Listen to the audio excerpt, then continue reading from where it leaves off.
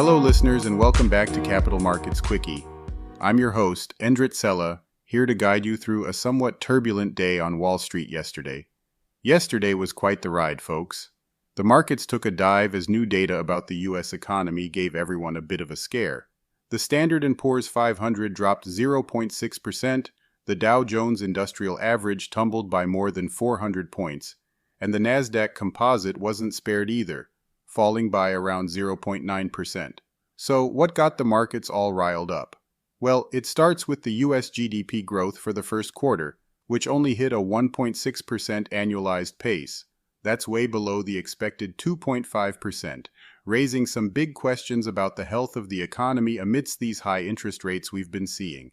This number has reignited debates around the Federal Reserve's rate strategy, making investors wonder just how resilient the economy can be under continuing pressure.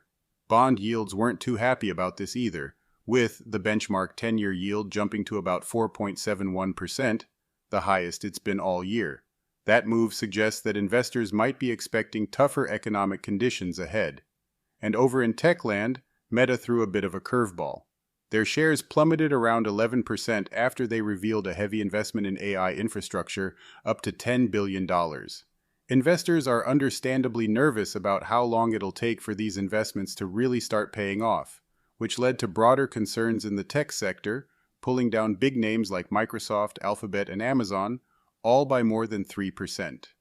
Meta's news really shook confidence in the potential for a tech-led recovery, especially right before we hear from Microsoft and Google, who also have high stakes in the AI game.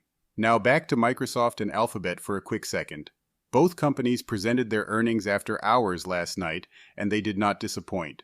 Microsoft's Q3 revenue reaches $61.9 billion, which is better than analysts had expected. The stock erased all losses and jumped over 2% in after-hours trading.